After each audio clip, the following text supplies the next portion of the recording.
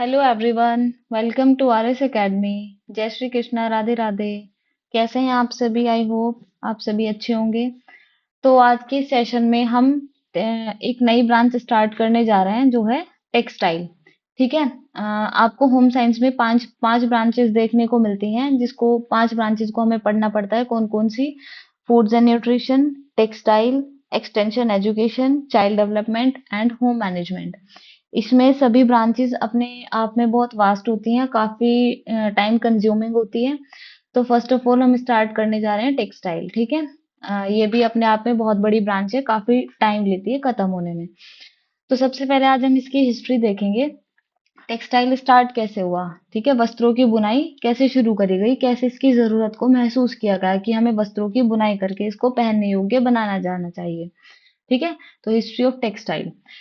अगर हम टेक्सटाइल शब्द की बात करें, कहाँ से आया? ये लैटिन भाषा के टेक्सटाइलिश शब्द से बना है, जिसका मतलब होता है बुनाई या वीविंग। ठीक है। इंग्लिश में वीविंग कहते हैं इसको।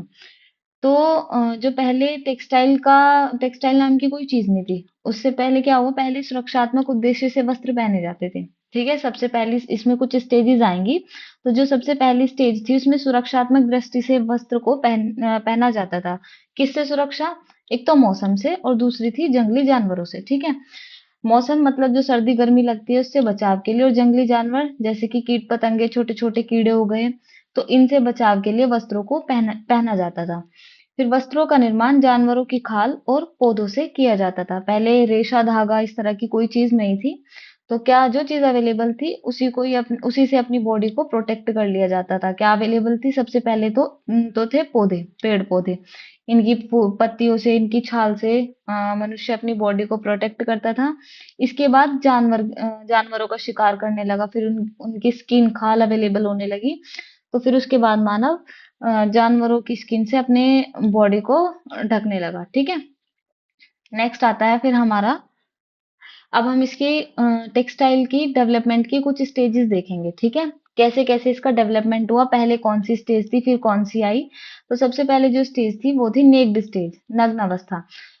सबसे पहले की बात करें, टेक्सटाइल में मानव कोई भी कपड़े नहीं पहनता था। पता ही नहीं था कि कपड़ा भी कुछ चीज होती है, या बॉडी को प्रोटेक्ट करने की जरूरत होती है। लेकिन जैसे जैसे मानव ने प्रॉब्लम फेस करनी शुरू करी, अपने आसपास कुछ चीजें अवेलेबल दिखाई दी, जैसे कि पेड़ पेड़ पौधे, उनकी पत्तियां, तो इन चीजों को सोचा उसने कि इनको यूज करके अपनी बॉडी को प्रोटेक्ट किया जाए। तो सबसे पहले तो पेड़ पत्तों से उसने अपने आप को ढकना शुरू किया। पेड़ पौधों की छाल उतार लेता था, इनकी पत्तियां हो गई, काफी बड़ी बड़ी लीव्स रहती थी जिनसे अपनी बॉडी को प्रोटेक्ट कर लेता था। उस वाली स्टेज में सबसे मेन उद्देश्य क्या होता था? इनको, पेड़ पौधे की पत्तियों को यूज करना कि सुरक्षा, बॉडी को प्रोटेक्ट किया जा सके। एक तो मौसम से, ठंडी से और गर्मी से, और दूसरा था जंगली जानवरों से, छोटे छोटे कीट पतंगे होते हैं उनसे। ठीक है। सबसे पहला उद्देश्य था केवल सुरक्षा।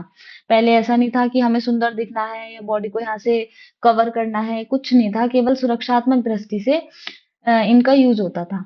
दूसरी स्टेज आती है हंटिंग स्टेज। इसको बोलते हैं हम शिकार की अवस्था। धीरे धीरे मानव की जरूरतें बढ़ती चली गई। भूख लगती थी जैसे, तो मनुष्य करता था शिकार, अपनी भूख को शांत करने के लिए। तो उसी दौरान जानवरों की खाल का उपयोग होने लगा। जानवरों की खाल प्रोवाइड होने लगी इनको। तो इसका उपयोग कैसे करने लगे? वे अपनी बॉडी को प्रोटेक्ट करने के लिए, मतलब बॉडी पे अपने जानवरों की खाल को लपेटने लगे। उस टाइम भी यही था कि मेन पर्पस क्या था कि उस टाइम भी बॉडी को प्रोटेक्ट ही करना था मौसम से और जंगली जानवरों से। लेकिन इससे बेटर ऑप्शन मिल गया था जानवरों की खाल। ठीक है। इससे अलग खाल का और कहाँ उपयोग किया जाने लगा? जैसे दैनिक उपयोग की वस्तुएं बनने लगी, टोकरी बनाने लगे, बर्तन बनाने लगे, इस तरह की चीजें बनने लगी। ठीक है। तीसरी स्टेज आती है फिर फार्मिंग स्टेज। यहाँ पे खेती स्टार्ट हो चुकी थी। ठीक है। जैसे जैसे प्रोग्रेस हुई, डेवलपमेंट बढ़ा, तो खेती स्टार्ट हो गई। खेती स्टार्ट होते ही कुछ हमें प्राकृतिक रेशे मिले, जैसे कि वुल मिलना शुरू हो गया। भेड़ से जो भेड़ की स्किन उतरती है, उससे वुल किस तरह से बनता है, धीरे धीरे इसका आविष्कार हुआ। तो रेशा रेशा प्राप्त हुआ। फिर रेशों से मनुष्य ने हाथों से कपड़ा बनाना सीखा। ठीक है। और उसके आसपास जैसे पेड़ पौधे होते हैं, उस पे देखा हो चिड़िया के घोंसले बनते हैं। तो चिड़िया भी अपने जो घोंसले बनाती है, एक तरह से उसमें भी जो छाल होती है, फूल पत्तियां होती हैं, पेड़ होते हैं, और कहीं से कुछ धागा मिल गया, उन सबको ढूंढ के उनकी सबकी वीविंग करके तब अपना घोंसला एक चिड़िया बनाती है, ठीक है। तो इसी घोंसले को देख करके मानव ने सीखा कि जब एक चिड़िया इन सारी चीजों को मिला करके अपने रहने का स्थान बना सकती है, अपना घोंसला बना सकती है, तो हमारे पास जो चीजें अवेलेबल हैं जैसे कि प्राकृतिक रेशे, क्या इनसे हम कपड़ा नहीं बना सकते? तो फिर इस चीज को देख के धीरे धीरे कपड़े का आविष्कार शुरू हुआ चिड़िया के घोंसले से। घोंसले को देखकर मनुष्य ने कपड़ा बनाना सीखा। ये कौन सी स्टेज में था? फार्मिंग स्टेज में, ठीक है। नेक्स्ट स्टेज आती है सोशल स्टेज, सामाजिक अवस्था। ये बिल्कुल इसकी कह सकते हैं मॉडर्न जैसी स्टेज हो गई। इसमें क्या थी? वर्ण व्यवस्था आ गई, इंसानों में भेदभाव होने लगा था, ब्राह्मण, वैश्य, क्षत्रिय क्षत्रिय, शूद्र, ये वाली हमारी वर्ण व्यवस्था आ गई थी, ठीक है। जैसे कि भारत में, मिस्र, यूनान, इन सभी जगह पे ये वाली वर्ण वर्ण विभाजन देखा जाता था, यही वाली वर्ण व्यवस्था चलती थी। तो इन्हीं के अकॉर्डिंग वस्त्रों का निर्माण होने लगा, जैसे ब्राह्मण लोग कैसे वस्त्र पहनेंगे, वैश्य कैसे पहनेंगे, क्षत्रिय कैसे और शूद्र कैसे, ठीक है। तो वस्त्रों से ही मतलब वस्त्रों से इंसानों की पहचान होने लगी थी कि ब्राह्मण इस तरह के वस्त्र पहनते हैं तो वो उस कैटेगरी में रखे जाएंगे ब्राह्मणों की, वैश्य इस तरह के पहनते हैं तो वो वैश्य की कैटेगरी में रखे जाएंगे, ठीक है। तो इन जगह पे भी यही वाली वर्ण व्यवस्था देखने को मिलती थी। ये कौन सी स्टेज आती है? हमारी फोर्थ वाली स्टेज। अब नेक्स्ट लास्ट स्टेज है इसकी साइंटिफिक या फिर कह सकते हैं मॉडर्न स्टेज, जो कि आज की स्टेज है, इसको हम आज से रिलेट कर सकते हैं, ठीक है। वैज्ञानिक अवस्था रह जाती है। इसमें धीरे धीरे मशीनरी का यूज होने लगा, मशीनों का प्रयोग होके कपड़े को बुनना शुरू किया गया, ठीक है। इसमें सिंथेटिक फाइबर आए, ठीक है। पहले तो केवल प्राकृतिक रेशे देखने को मिलते थे, जो कि जैसे कि रेशम हो गया, वूल हो गया, इस तरह के फाइबर्स देखने को मिलते थे जो केवल मनुष्य अपने हाथों से बुनाई करके तैयार करता था। इसके बाद सिंथेटिक फाइबर देखने को मिले, सिंथेटिक जो कि मशीन से बनते हैं, जितना चाहे उतना कपड़े का उत्पादन हो सकता है इसमें, ठीक है। रेडीमेड गारमेंट्स बनने लगे और उनकी केयर भी बहुत इजी हो गई। पहले जो ये प्राकृतिक होते थे, इनकी केयर करना थोड़ा मुश्किल होता था और इनका प्रोडक्शन मेथड भी काफी लॉन्ग होता था, ज्यादा टाइम टेकिंग होता था और मेहनत भी बहुत लगती थी। लेकिन मशीनरी के बाद जैसे मशीनरी का यूज होने लगा, ये सारी चीजें बहुत इजी हो गई, ठीक है। वस्त्रों का रख रखाव, उनकी केयर बहुत इजी हो गई, ठीक है। तो ये हमने हिस्ट्री देखी, हिस्ट्री में हमने 5 स्टेज देखी अपनी। कौन कौन सी थी? नेक्ड स्टेज, हंटिंग स्टेज, उसके बाद आई हमारी farming stage, next I fourth social stage, फिर आई साइंटिफिक और मॉडर्न स्टेज। और अब हम कुछ इसके देखेंगे सिद्धांत, ठीक है। कपड़े पहनने के सिद्धांत। कपड़ा पहनना मतलब अलग अलग मनुष्य अलग अलग सोच रखता है, तो किसके अकॉर्डिंग कौन सा सिद्धांत सही बैठता है ये देखते हैं। पहला बैठता है हमारा, पहला सिद्धांत है मॉडेस्टी। इसको बोलते हैं हम लज्जाजनक या फिर लज्जाशील सिद्धांत। मोस्ट ऑफ द पीपल यही सोचते हैं कि मतलब जो कपड़े पहने जाते हैं केवल इसी वजह से पहने जाते हैं कि बॉडी को प्रोटेक्ट करना है आज के टाइम में, ठीक है, बॉडी को ढकना है, तो लज्जाशील सिद्धांत वैलिड होता है इसके लिए, तो इसको मानने वाले लोग अधिक हैं, ठीक है। नेक्स्ट आता है हमारा इमोडेस्टी सिद्धांत। इसको बोलते हैं लज्जा विहीन अलज्जा सिद्धांत। इसको मानने वाले व्यक्ति कम हैं, क्योंकि ऐसा कोई नहीं सोचता कि कपड़े पहनेंगे कपड़ा पहनना सही नहीं है। हर कोई यही सोचता है कि कपड़ा पहनना ही सही है, अपनी बॉडी को पूरी तरह से प्रोटेक्ट करना चाहिए, ढकना चाहिए, तो इसी वजह से लज्जाशील सिद्धांत को ज्यादा महत्ता दी जाती है, ठीक है। लज्जा विहीन सिद्धांत कम लोगों के द्वारा माना जाता है। नेक्स्ट आता है थर्ड, प्रोटेक्टिव, सुरक्षात्मक, सबसे अधिक उपयोग किया जाने वाला सिद्धांत, ठीक है। बॉडी को सुंदर दिखाने के साथ साथ सबसे मेन एस्पेक्ट क्या होता है कपड़े पहनने का? बॉडी को प्रोटेक्ट करना, सुरक्षा देना, ठीक है। तो सबसे ज्यादा उपयोग इसी का किया जाता है। और आजकल ये वाला भी बहुत ज्यादा ट्रेंड में है, डेकोरेटिव। अपनी आत्मसज्जा के लिए बॉडी को ढकने के साथ साथ बॉडी को डेकोरेट करना है, सुंदर बनाना है, ठीक है, अपनी पर्सनालिटी को इनहेंस करना है, तो इस वजह से भी अ, वस्त्रों का उपयोग किया जाता है। इसको बोलते हैं हम सजावटी सिद्धांत। ये भी आज के टाइम में मोस्ट ऑफ द पीपल के थ्रू यूज किया जाता है। अब आ जाते हैं एग्जैक्टली टेक्सटाइल पे। अभी तक तो हमने थोड़ी हिस्ट्री देखी और सिद्धांत देखे, अब पढ़ना शुरू करते हैं इसके अंदर टेक्सटाइल में एग्जैक्टली होता क्या क्या है। ये हम पढ़ चुके हैं। जो टेक्सटाइल शब्द है किससे, कौन सी लैंग्वेज से लिया गया है? लैटिन भाषा से लिया गया है, जो कि क्या था? टेक्सटाइलिस, ठीक है, टेक्सटाइलिस, जिसका मतलब था वीविंग या फिर बुनाई, ठीक है। तो अब हम देखते हैं फाइबर से क्लोथ तक की स्टडी को बोलते हैं हम टेक्सटाइल। मतलब हमें रेशा प्राप्त हुआ, पतला सा रेशा, उससे किस तरह से कपड़ा बन रहा है पूरा का पूरा, ठीक है, इसी को टेक्सटाइल बोलते हैं। टेक्सटाइल के अंतर्गत ही फाइबर से लेकर के पहनने योग्य क्लोथ की स्टडी की जाती है, ठीक है। सिलाई मशीन की बात करें, क्योंकि इस टेक्सटाइल में सिलाई मशीन का बहुत बड़ा यूज, बहुत बड़ा उपयोग देखा जाता है। बिना सिलाई मशीन के कपड़े को तैयार ही नहीं किया जा सकता। तो इसकी खोज किसने की थी? इनका नाम था, ये फ्रेंच टेलर थे, ठीक है। और बार्थलेमी थिमिनोइड इनका नाम था। 1829 में इसका आविष्कार हुआ था, बार्थलेमी थिमिनोइड। अब टेक्सटाइल में हम क्या पढ़ते हैं, इसके फ्रेमवर्क देखें, रूपरेखा क्या होती है। दो तरह से टेक्सटाइल को पूरा किया जाता है, दो तरह से पढ़ा जाता है। पहला तो आता है pre textile. Most of the questions आपके प्री टेक्सटाइल से ही बनते हैं, ठीक है। कि रेशे से लेकर के धागे तक के बनाने की ये स्टेज है। फाइबर से क्लॉथ तक हम कैसे जा रहे हैं, ठीक है। इसमें यहाँ पे पढ़ते हैं हम ये कपड़ा बनने तक की प्रक्रिया। फिर पोस्ट टेक्सटाइल में आता है कपड़ा बनने के बाद, मतलब कपड़ा तैयार हो गया, एक रो कपड़ा तैयार हो गया, उसको पहनने तक की प्रक्रिया हम पोस्ट टेक्सटाइल में पढ़ते हैं। इसमें मैटर करती है आपकी फिनिशिंग। कपड़ा बना, लेकिन उस बने हुए कपड़े को तो ऐसे पहना नहीं जा सकता, ठीक है। लूम से कपड़ा उतरा है, वो आपका ग्रे गुड्स कहलाता है। लूम से उतरा हुआ कपड़ा मटमैला होता है, पीला रहता है, और मतलब उसकी कोई शेप नहीं होती है, ठीक है। लेकिन उसको पहनने योग्य भी तो बनाना है, किस तरह से बहुत सारी फिनिशिंग करके वो कपड़ा पहनने योग्य बनाया जाता है। ये सब पोस्ट टेक्सटाइल के अंतर्गत आता है। मोस्ट ऑफ द क्वेश्चंस आपको प्री टेक्सटाइल से देखने को मिलेंगे, ठीक है। नेक्स्ट आते हैं टेक्सटाइल की प्रोसेसिंग किस तरह से होती है, ठीक है। प्री टेक्सटाइल जैसे मैंने आपको बताया, तो इसमें क्या होता है, जैसे फाइबर से हमारी टेक्सटाइल स्टार्ट हुई। रेशा, छोटा सा रेशा होता है। आपने कुछ भी कपड़ा पहना हो, आप उसको ध्यान से देखिए, उसमें छोटे छोटे से आपको तंतु फाइबर से दिखाई देंगे। थोड़ा दूर करके देखेंगे, जैसे स्लीव का कपड़ा है, कैसा भी कपड़ा पहना हो, हर कपड़े में छोटे छोटे से फाइबर दिखते हैं। इन्हीं छोटे छोटे फाइबर्स को जोड़ के बनता है हमारा यार्न, ठीक है, धागा। फिर उस धागे से बनता है क्लोथ, फिर उस क्लोथ से बनता है गारमेंट। तो फाइबर से यार्न तक कैसे गए हम, स्पिनिंग के थ्रू।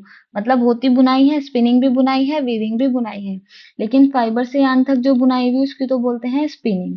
फिर यार्न से क्लोथ तक की जो बुनाई हुई उसको बोलते हैं वीविंग, जो कि हमारी लूम पे होती है। ये हाथ से पॉसिबल ही नहीं है, क्योंकि आज के टाइम में डिमांड इतनी बढ़ गई, कपड़े इतने तरह के चल गए, तो हाथ की बुनाई पॉसिबल नहीं है। तो ये केवल लूम के थ्रू होते हैं। यार्न से क्लोथ तक जाना बाय लूम, ये वीविंग हो गई। और फाइबर से यार्न तक जाना स्पिनिंग हो गई, ठीक है। उस रेशे से धागे को बनाना स्पिनिंग, और इस धागे से कपड़े को बनाना वीविंग, है दोनों बुनाई। तो आपके एग्जाम में जब भी ये क्वेश्चन आए तो हमेशा इसकी इंग्लिश की टर्म को ही प्रेफर करेंगे, क्योंकि दोनों का मतलब ही बुनाई होता है। हिंदी की टर्म पे कोई भी नहीं जाएगा। इसके बाद क्लोथ, अभी कब ग्रे गुड्स बना, मतलब कि एक, इसको हम ज्यादा अच्छा कपड़ा नहीं कह सकते, गंदा सा और मटमैला सा पीले रंग का कपड़ा इससे मिलता है हमें। लेकिन इसको पहनने योग्य बनाने के लिए, मतलब एक गारमेंट बनाने के लिए, इस पे बहुत सारी फिनिशिंग होती है। सबसे पहले फिनिशिंग होती है इस पे टेंटरिंग, आगे पढ़ेंगे उसको हम, ठीक है। अब देखिए यहाँ पे भी अगेन ये लिख के आपको समझाया गया है। फाइबर, फाइबर से यार्न जो बन रहा है वो स्पिनिंग से बन रहा है। यार्न से जो क्लोथ बन रहा है वो वीविंग से बन रहा है। क्लोथ से जो गारमेंट बन रहा है वो फिनिशिंग से बन रहा है, ठीक है। फिनिशिंग की जरूरत है। और फिर एक चीज और होती है, अगर हम आप यहाँ पे देखेंगे, जस्ट अ मिनट, अगर यहाँ से फाइबर से सीधा आपको क्लोथ पे जाना है, मतलब हमने यार्न बनाया ही नहीं है, रेशे थे, रेशे से सीधा कपड़ा बन रहा, तो उस वाले कपड़े को क्या बोलेंगे हम, फेल्ट या नमदा, ठीक है। जो कंबल वगैरह बनते हैं, जो लो क्वालिटी वाले कंबल देखे हो आपने, तो वो केवल वो ऐसे ही बनते हैं, फाइबर से क्लोथ बना, मतलब फाइबर, उसमें रेशे थे, तंतु थे, डायरेक्ट उससे कपड़ा बना दिया गया। बनते कैसे हैं इस, मतलब ऐसे कैसे, बिना वीविंग के किस तरह से पॉसिबल है। तो ये पॉसिबल होता है ताप और दाब के द्वारा। टेम्परेचर, टेम्परेचर दिया जाता है और उस पर प्रेशर डाला जाता है, जिसकी वजह से रेशे आपस में सट जाते हैं, चिपक जाते हैं, ठीक है। उससे ये क्लॉथ बन के रेडी हो जाता है।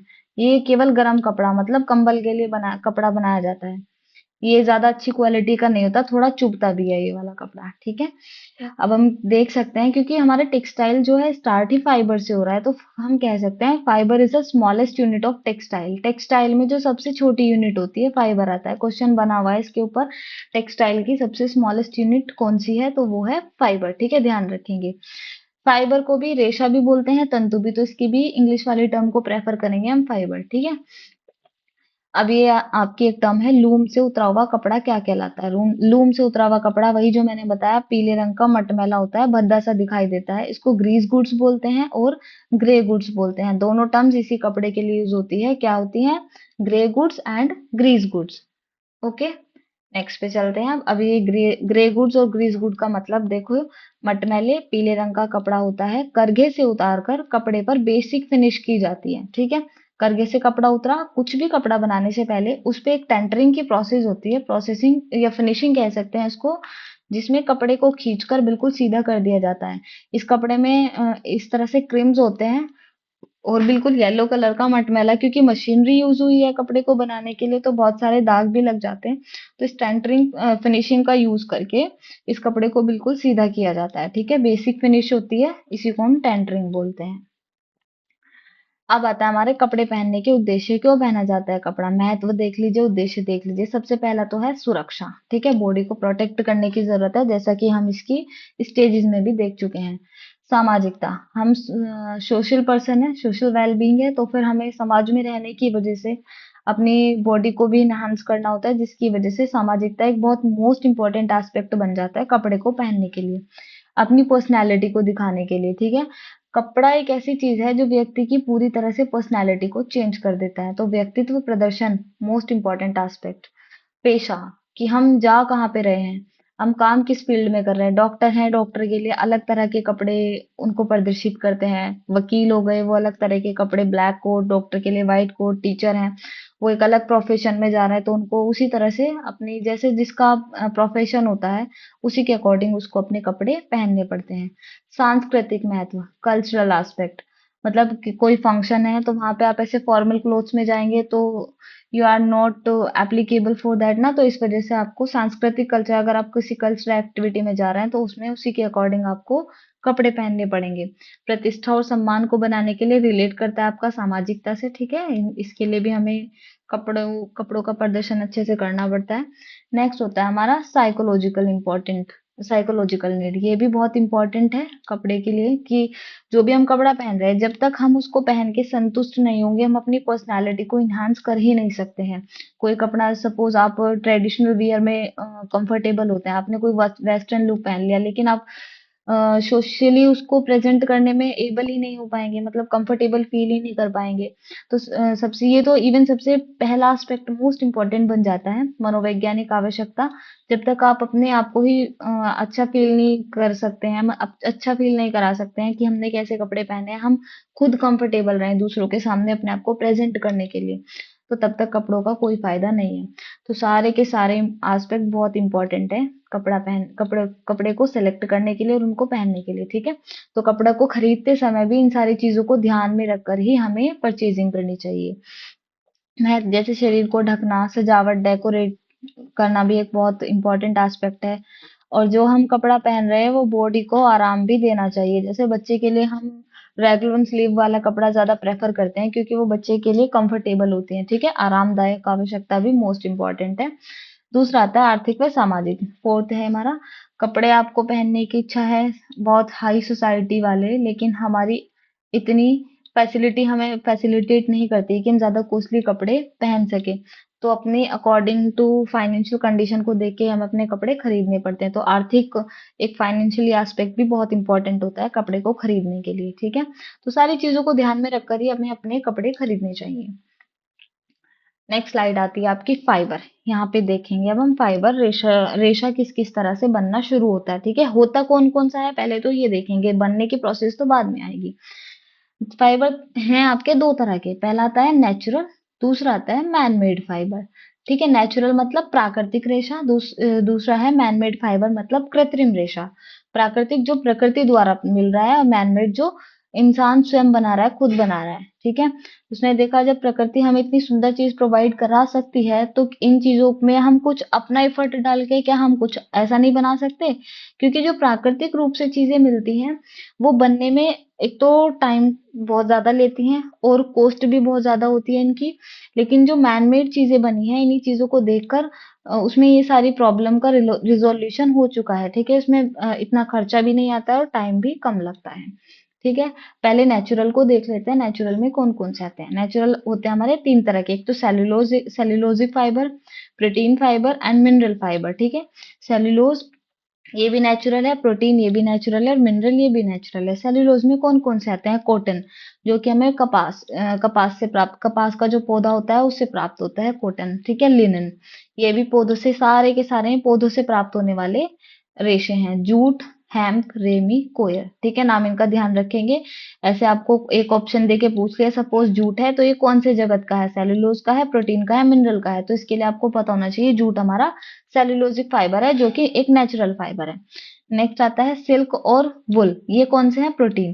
देखो दोनों प्राणिज जगत से प्राप्त होने वाले रेशे हैं। ये सिल्क है जो कि कीड़े से प्राप्त होता है, कीड़े का नाम है बॉम्बेक्स मोरी। दूसरा है वुल, जो कि भेड़ से, बकरी से, और कुछ वुल ऐसी होती है जो कि ऊंट की प्रजाति से भी प्राप्त होती है। ठीक है, तो ये दोनों रेशे प्राणिज जगत के हैं, क्योंकि ये हमें एनिमल सोर्स से मिल रहे हैं, तो इसको प्रोटीन फाइबर बोलेंगे।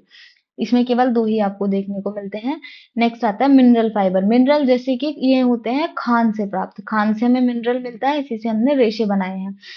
जो ये गोल्ड सिल्वर दो रेशे दिए हुए हैं आपको कपड़े के ऊपर, इनका काम किया जाता है गोल्ड का और सिल्वर का। ठीक है, इनसे प्रॉपर तो कपड़ा नहीं बनता है, लेकिन कपड़े के ऊपर इनसे वर्क किया जाता है, गोल्ड का, सिल्वर का।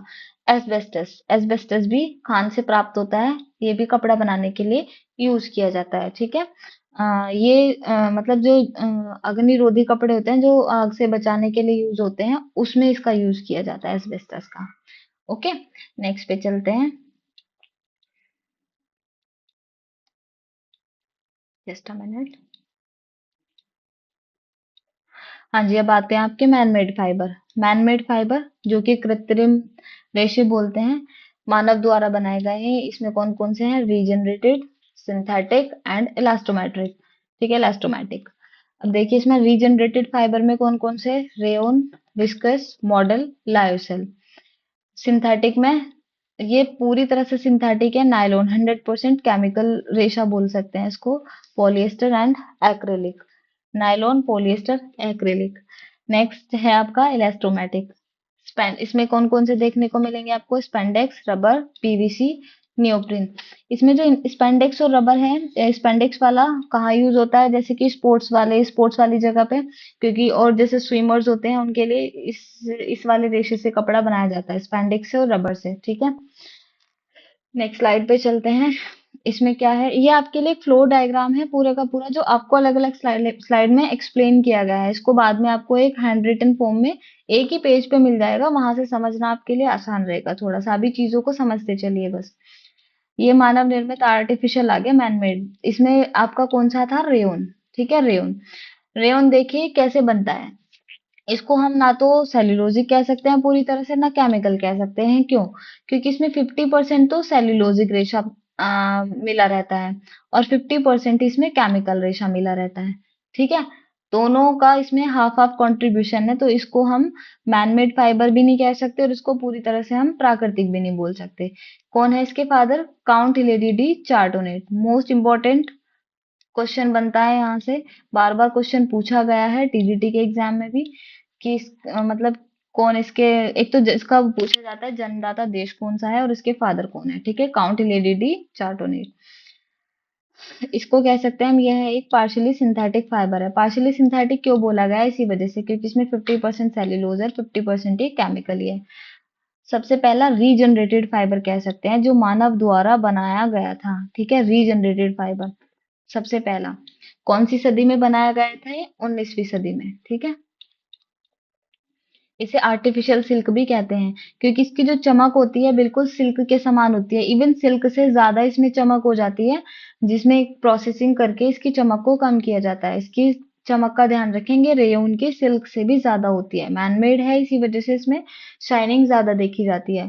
ये शाइनिंग लेकिन अच्छे वाली नहीं, एक आंखों में चुभने वाली शाइनिंग होती है, जिसको कम करने की जरूरत पड़ती है। ऐसे रो फॉर्म में ये कपड़ा रेयन वाला नहीं पहना जा सकता, इसकी शाइनिंग को कम करेंगे।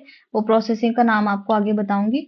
उस प्रोसेसिंग का यूज करके, उस फिनिशिंग का यूज करके इसकी शाइनिंग को कम किया जाता है, इसीलिए इसको आर्टिफिशियल सिल्क कहा जाता है, इसकी चमक की वजह से। ठीक है, क्वेश्चन बनाया आर्टिफिशियल सिल्क कौन सा है? तो रेयन। ठीक है,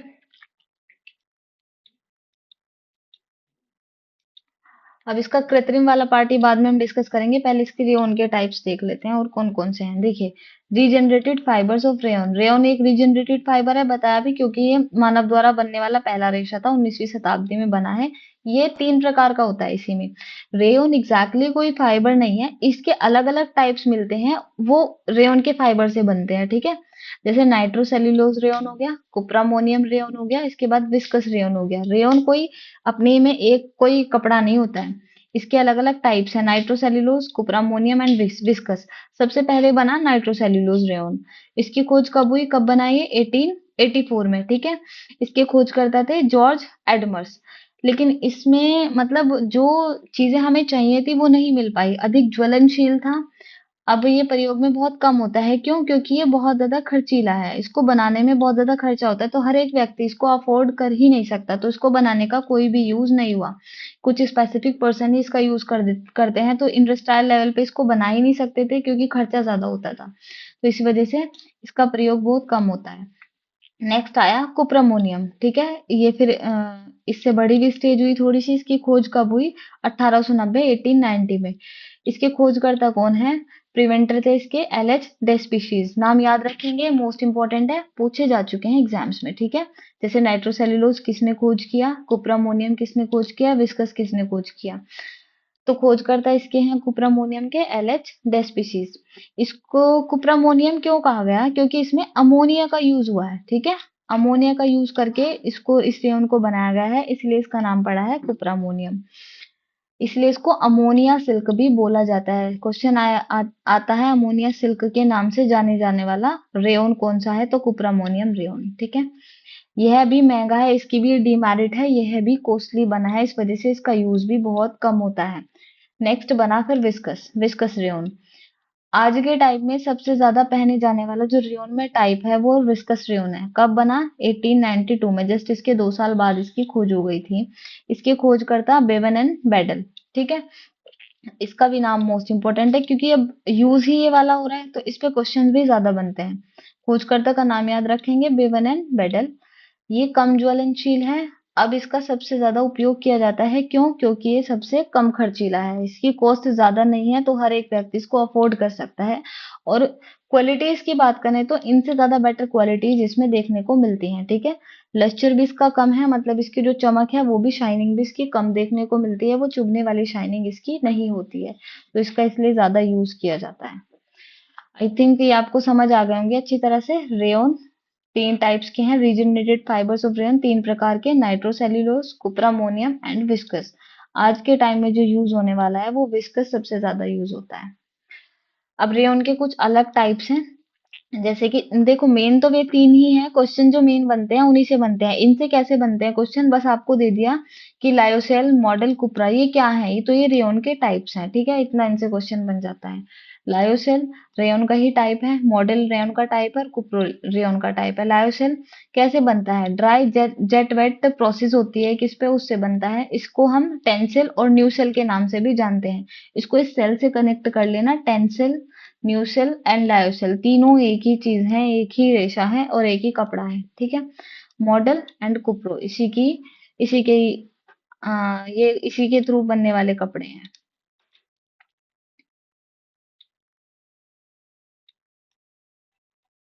चलिए अब नेक्स्ट स्लाइड पे चलते हैं। नेक्स्ट है आपका, अब आता है कृत्रिम, ठीक है। देखिए इस वाली स्लाइड में आप देखेंगे, अभी हमने मानव निर्मित पढ़ा, इसमें हमने रेयन देख लिया, रेयन के हमने तीनों टाइप देख लिया। अब हमारा आता है कृत्रिम, सिंथेटिक फाइबर, ठीक है। तो यहाँ से हम कृत्रिम को एक्सप्लेन करना शुरू करते हैं, समझना शुरू करते हैं। इसी को बोलते बोलते हैं सिंथेटिक रेशा। इसमें मैन मेड कुछ भी नहीं है, इसमें सारा का सारा 100% केमिकल फाइबर है, केमिकल्स यूज होके ही ये वाले फाइबर बनते हैं। इसमें सबसे पहला पूर्ण रूप से जो कृत्रिम रेशा कह सकते हैं हम, नायलॉन। रेयन तो देखो सबसे पहला रेयन बताया है, लेकिन रेयन पूर्ण रूप से कृत्रिम नहीं है, क्योंकि उसमें 50% सेल्यूलोजिक भी है, ठीक है। अब उसमें पूरी तरह से केमिकल्स का यूज होके नहीं बना है, उसमें आपका सिंथेटिक फाइबर के साथ साथ प्राकृतिक भी है। तो अब ये जो नायलॉन की बात करें, नायलॉन पूरी तरह से केमिकल है, तो इसका आविष्कार कब हुआ था, इसका हुआ था 20वीं शताब्दी में और उसका हुआ था 19वीं में। ये क्वेश्चन पूछे जाते हैं कि पहले कौन से रेशे का आविष्कार हुआ, क्योंकि आते दोनों ही सिंथेटिक में है, लेकिन ये पूर्ण रूप से सिंथेटिक है, 100% केमिकल है। नायलॉन, एक polyester 100% chemical, Orlon, Dacron and fibreglass पूरी तरह से कृत्रिम रेशे हैं, लेकिन इसमें से जो क्वेश्चन बनते हैं सबसे ज्यादा नायलॉन से बनते हैं। थोड़ी सी चीजें नायलॉन के बारे में जानते हैं। नायलॉन फादर कौन है इनके, डॉक्टर कैरोथर्स, ठीक है। रेयन के कौन थे? रेयन के आप एक बार कमेंट में बताएंगे उनके फादर कौन थे, और इनके हैं डॉक्टर कैरोथर। ठीक है। सबसे पहला पूरी तरह से कृत्रिम रेशा है, अभी बताया मैंने, 100% केमिकल का यूज हुआ है। इसकी स्पेशलिटी मतलब ये कह सकते हैं, आज के टाइम के अकॉर्डिंग, आज के टाइम की डिमांड के अकॉर्डिंग सबसे अच्छा फाइबर है। कोई मेहनत नहीं लगती धोने में, सुखाने में, कोई प्रोसेसिंग नहीं मांगता है। इजी और कंफर्टेबल लाइफ के लिए बहुत अच्छा रेशा और बहुत अच्छा कपड़ा साबित हुआ है। मजबूत होता है, फ्लेक्सिबल होता है, लचीला होता है, घर्षण सहनशीलता होती है, जल्दी सूखने वाला कपड़ा होता है। ठीक हो, इसको आपने सपोज धो दिया तो इस पे ज्यादा प्रोसेसिंग नहीं करनी होती, धोया और डायरेक्ट सूखने के लिए डाल दीजिए तो कोई दिक्कत नहीं है, एकदम से सूख जाता है। ठीक हो, इसको हम जादुई रेशा भी कहते हैं, मैजिक फाइबर इसीलिए बोला जाता है क्योंकि ये कंफर्टेबल जोन में लेके जाता है आज के मानव को। ठीक है, ज्यादा प्रोसेसिंग नहीं मांगता है मैजिक फाइबर।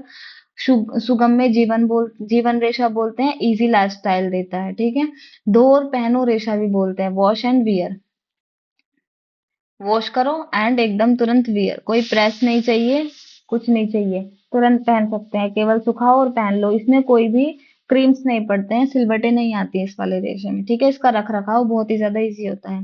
फादर है इसके डॉक्टर कैरोथर। मोस्ट इंपॉर्टेंट क्वेश्चन बनता है यहाँ से, डॉक्टर कैरोथर अगेन एंड अगेन, तो आप इसको 2-3 बार पढ़ेंगे तो इजिली रिवाइज हो जाएगा ये। ठीक है, तो इसमें एक फाइबर आपका जो कृत्रिम होता है, जरन भी होता है, पॉलिएस्टर देख लिया हमने, ओरलून देख लिया, डेक्रोन, फाइबर ग्लास, इनके बारे में, सबके बारे में आगे हम डिस्कशन करेंगे खोल के। ठीक है, अभी तो फिलहाल हमें जानना था कि कृत्रिम रेशे होते कौन कौन से हैं। तो जो सबसे पहला बनने वाला रेशा है कृत्रिम, वो है आपका नायलॉन, फिर उसके बाद बाकी ही बने हैं। ठीक है ना, तो नायलॉन की सदी याद रखेंगे, 20वीं सदी में आपका ये बना है। ओके, अब देखिए आपके सामने एक ये प्रेजेंट है, ये हैंडमेड इसी के नोट्स हैं। इसमें आप देख सकते हैं ये मानव निर्मित रेशा हो गया, जैसे ये वाला, इधर रासायनिक रेशा आ गया। जस्ट हम मिनट, पेन चेंज कर लेते हैं क्योंकि यहाँ पे काफी कलरफुल है। हम्म, ठीक है, मानव निर्मित रेशा आया, इधर रासायनिक रेशा आया। ठीक है, मानव निर्मित में वही रेयन, ये सारी चीजें आपको एक ही स्लाइड में छोटी छोटी फॉर्म में लिखी हुई मिल जाएंगी, तो यहाँ से पढ़ना आसान रहेगा। 50% सेल्यूलोज था, 50% केमिकल। फादर थे रेयन के, काउंट हिलेरी डी चार्डोनेट। और ये है एक आर्टिफिशियल सिल्क है, सबसे पहला रीजनरेटेड फाइबर है जो कि 19वीं सदी में बना है। ठीक है, रेयन के जनरेटेड फाइबर में 3 फाइबर हमने पढ़े हैं, नाइट्रोसेल्यूलोज, कुप्रामोनियम एंड विस्कस। यहाँ पे इसके जो मैंने वहाँ स्लाइड में आपको एक्सप्लेन किए हैं, तो इनके जो फादर हैं आप वहां से इनको लर्न करेंगे। ठीक है, इनकी मेरिट्स और डीमेरिट्स दी गई है यहाँ पे, आप अच्छे से पढ़ लेंगे। इसके अदर टाइप आ गए रेयन के, लाइवसेल, मॉडल और कुप्रो। इधर आपका रासायनिक रेशा, नायलॉन दे दिया, पॉलिएस्टर, जरन, डेक्रोन और फाइबर ग्लास।